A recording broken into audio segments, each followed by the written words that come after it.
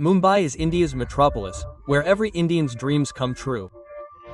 Years ago, this city was known as Bombay. However, the journey from Bombay to Mumbai holds a fascinating history. You might be surprised to learn that this city, once known as India's commercial and financial capital, was once given as a dowry to a foreign king during a wedding. This city, known as the City of Dreams, has seen many changes over the centuries. The face of Mumbai you see today wasn't always like this. It was a seven-island island. Known as the archipelago of 7 islands. How did these islands come together to form a city? Who established Sports Town, and how did Bombay become Mumbai? In terms of civilization, indigenous tribes have lived on these islands since the Stone Age. Tribes called Kolas and Agri were the earliest settlers here. In fact, centuries ago, Bombay wasn't a city at all, but rather, it was divided into several islands. This area once consisted of 7 distinct islands: Bombay, Colaba, Little Colaba, Mazgaon, Parel, Worli, and Mahim. These islands were separated from each other by a short distance. In those days, the islands consisted solely of fishing villages, marshes, mudflats, caves, temples, and hills. Most of the people living on these islands were fishermen who made a living from fishing. Furthermore, numerous other communities also lived on these islands. Interestingly, each of the 7 islands followed distinct cultures and had indigenous kings. From the 3rd century BCE to 1348, various Hindu dynasties ruled here. The earliest reign was that of the Mauryan king Ashoka. But with the decline of the Mauryan Empire in 185 BCE, from the 2nd century BCE to the 10th century CE, these islands were ruled by various indigenous dynasties, including the Satavahanas, Abhiras, Vakatakas, Kalachoras, Konkan Chalukyas, Rashtrakutas, Silharas, and Cholas. In 1348, the Delhi Sultanate conquered all these islands, ending the sovereignty of Hindu rulers.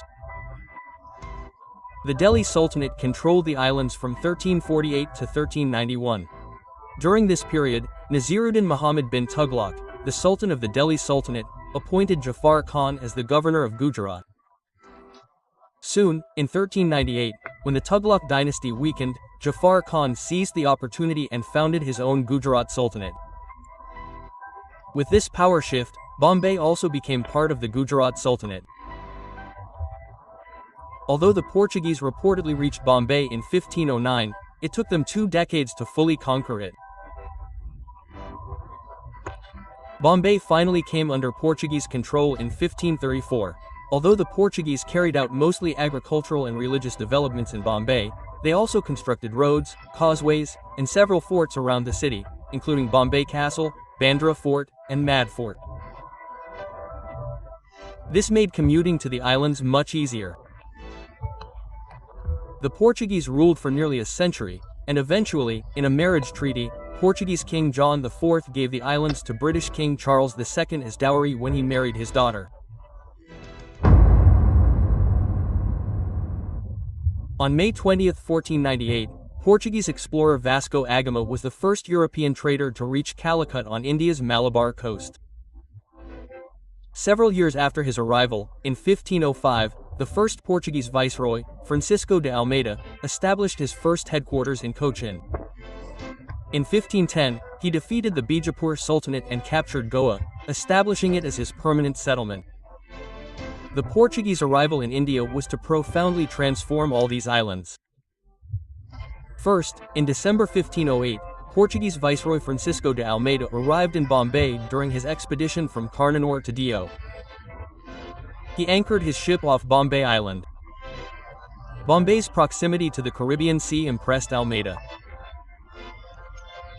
He was so impressed by the port that he named it Bombahia, meaning Good Bay.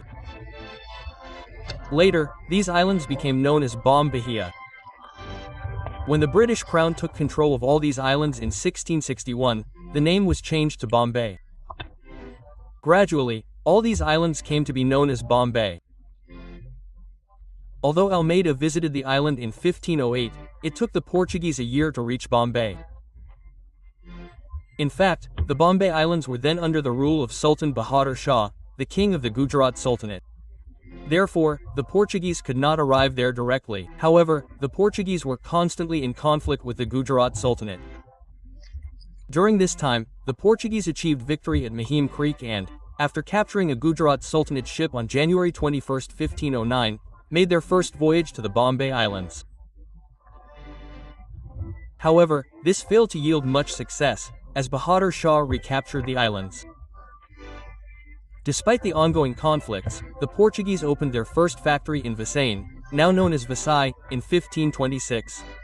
During this period, Bahadur Shah had greatly popularized Islam in these islands. But he was constantly embroiled in the Mughal-Maratha wars, which significantly reduced his influence in these islands. The Portuguese had been waiting for this opportunity for a long time, and now they were about to get it. Between 1528 and 1529, the Portuguese governor, Lopo Vaz de Sampaio, captured the fort of Mahim from the Gujarat Sultanate. By this time, Mughal Emperor Humayun was also busy expanding the Mughal Empire. Upon ascending the throne, he turned his attention to Bihar and Gujarat. Bahadur Shah began to realize that Humayun would soon seize Gujarat from him. This growing fear of Bahadur Shah forced him to seek friendship with the Portuguese. However, the Portuguese had different ambitions. While Bahadur Shah's insecurities about Humayun were growing, the Portuguese took advantage of this fear. In return for their support and protection of the Gujarat Sultanate from Humayun's attack, the Portuguese signed the Treaty of Bassein with Bahadur Shah on December 23, 1534. Under this treaty, Bahadur Shah ceded the 7 islands of Bombay and Bassein to the Portuguese, marking the end of the Gujarat Sultanate's rule over Bombay and Bassein.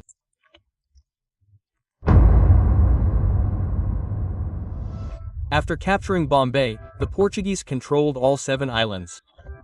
Their primary objective was to promote the spice trade and Christianity from these islands. Because of years of Islamic rule, local society was quite conservative. To change the climate, the Portuguese began intermarriage and built numerous churches. Although there was no significant development on these islands during Portuguese rule, they nevertheless developed these areas to their own advantage and strongly supported the Roman Catholic Church. By that time, their trade in Bombay had flourished. Trade in cotton, coconut, coir, and spices had spread its roots there. With the boom in trade, the Portuguese also built numerous trading centers, buildings, and churches. They also constructed roads and causeways to transport raw materials to the port. By the end of the 16th century, the Portuguese had consolidated their hold over India, including the Indian Ocean. However, seeing the Portuguese's growing income and monopoly, other European countries, especially Spain, began attacking them. Meanwhile, Spain attacked and captured Portugal.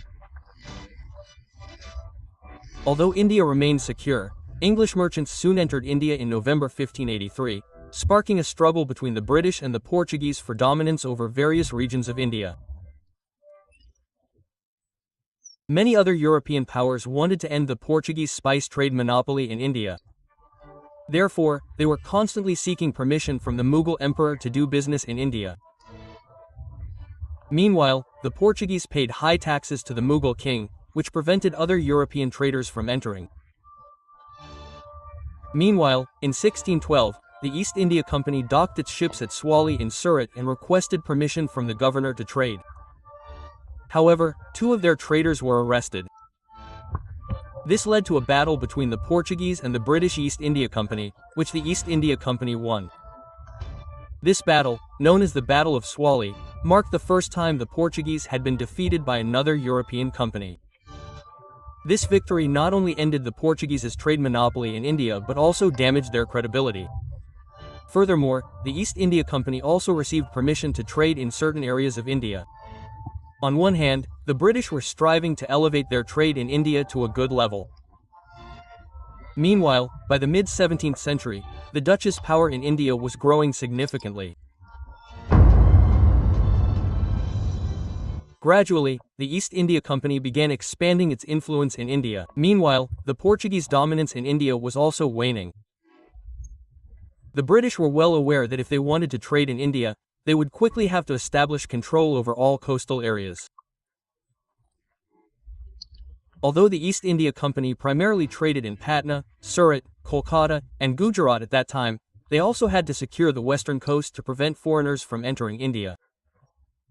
The Bombay Islands were also located on India's western coast, where routes to the Arabian Sea were accessible. Traders from other countries could enter India. The East India Company, under no circumstances, wanted to allow anyone else to establish their rule over India.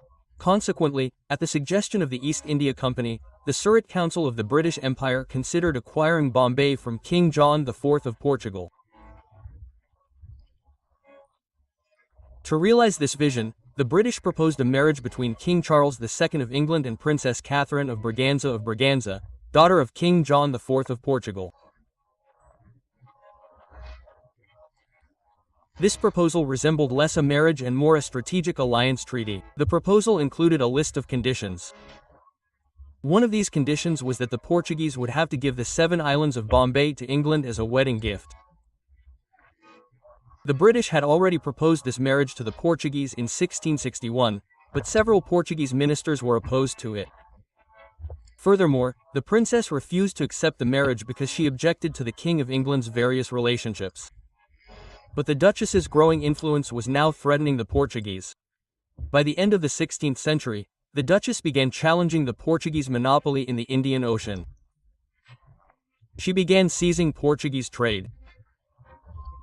The Duchess, in addition to India, began expanding into other eastern countries, trading in spices, silk, and gold. She rapidly usurped Portuguese trade.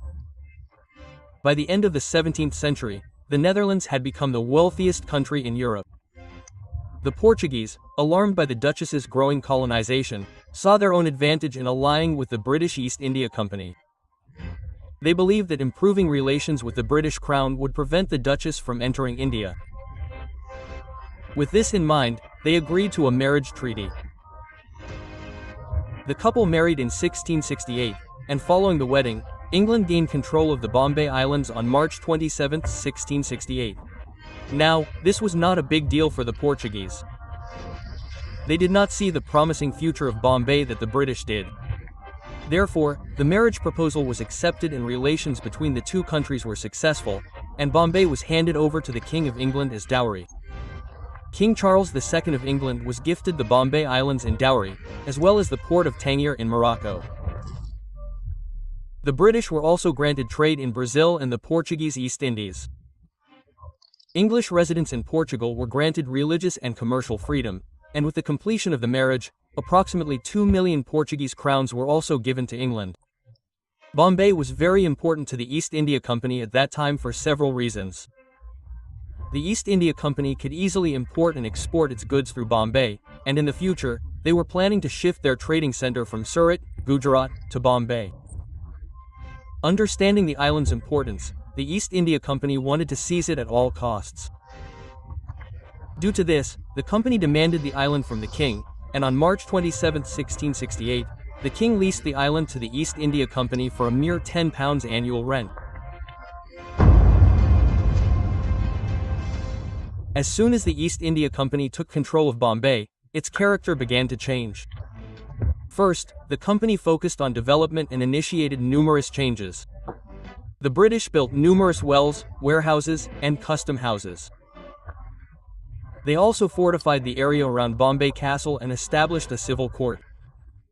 George Ogden, president of the English East India Company, was appointed the first governor of Bombay. Along with development and administration, the company also began rapidly expanding its business here.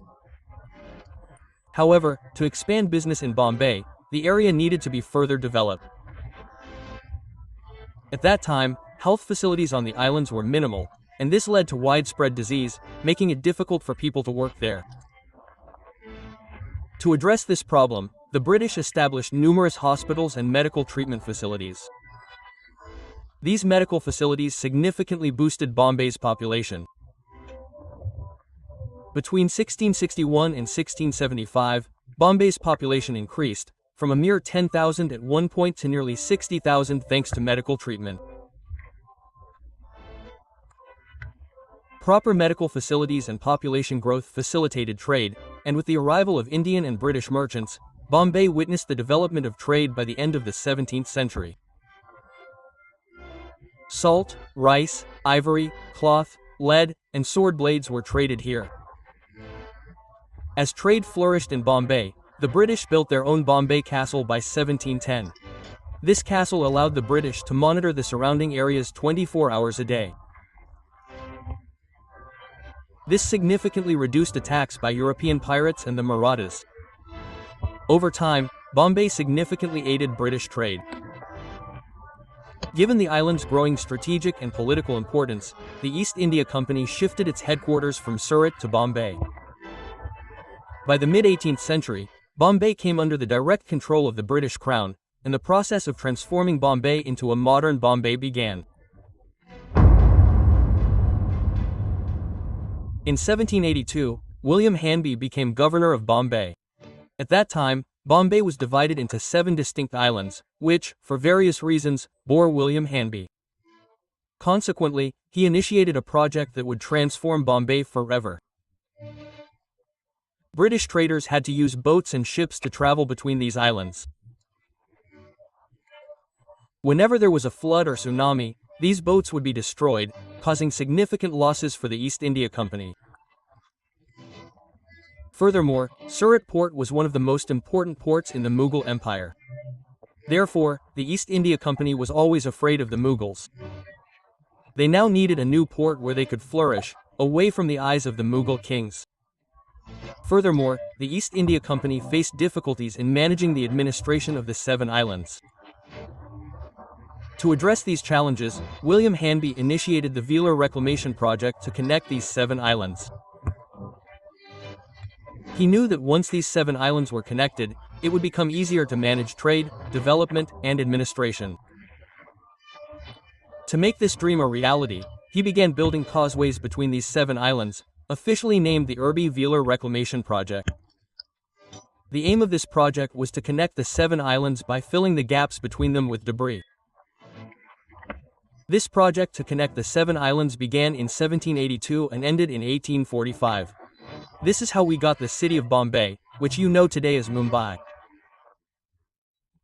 Now that the 7 islands had been connected, the British developed a separate port to plunder India. With the construction of the causeway, factories began to spring up in Bombay.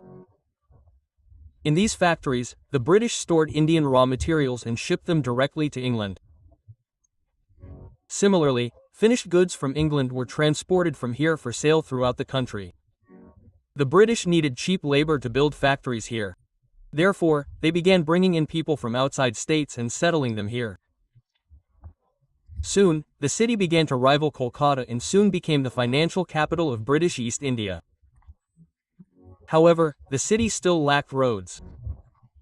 Consequently, the East India Company built numerous roads to facilitate its trade. By 1845, the British had established a railway service in India to facilitate the rapid transport of raw materials, metals, spices, and silk from all corners of the country. Bombay had emerged as the financial hub of British India, and elite officers and officials resided there. To facilitate these people, the British operated the first passenger train in India in Bombay. In 1853, this train ran between Bori Bunder and Thane. Meanwhile, a major change occurred in India. The 1857 revolution gained momentum in India. Following this revolution, the British Crown dissolved the East India Company from India. However, the East India Company still held control over Indian Ocean trade. On June 1, 1874, the East India Company was completely dissolved by an Act of Parliament. With this, all of India came directly under the British Crown, and the reins of Indian affairs, including Bombay, fell into the hands of the British Raj. Because Bombay was one of India's most advanced and largest cities, the British Crown implemented several plans to further develop it. Over time, Bombay became increasingly prosperous, with factories being established and urbanization beginning.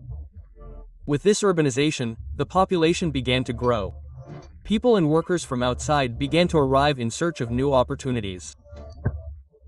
The growing population led to numerous problems, the primary one being the healthcare system.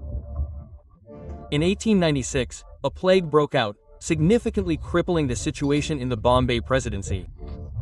Following this, the British Empire established the Bombay City Improvement Trust to improve Bombay's situation. This trust subsequently established new settlements where residents were relocated. During this new settlement, the British expelled Indian workers and artisans.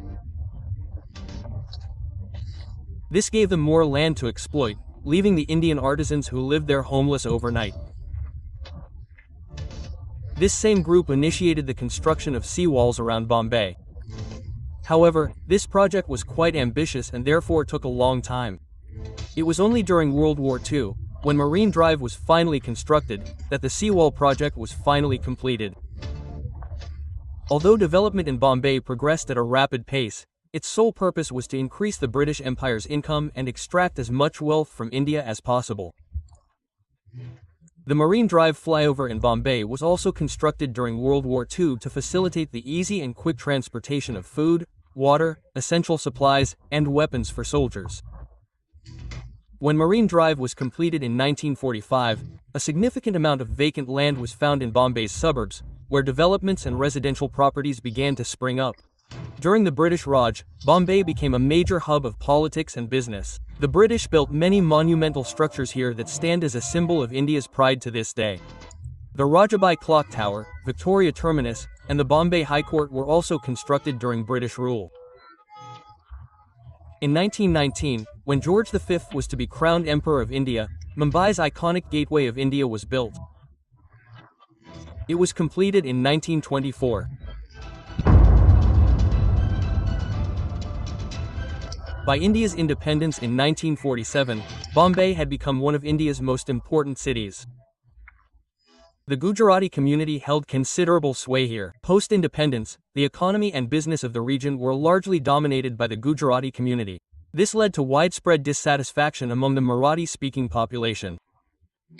This led to the Maratha protests from 1956 to 1960. During this period, violence spread throughout Bombay. Due to growing dissatisfaction and violence, Bombay state was partitioned in 1960, forming two new states, Maharashtra and Gujarat. The urban area of the Bombay Presidency, known as Bombay, became the capital city of Maharashtra. In 1995, Bombay was renamed Mumbai, its Marathi name.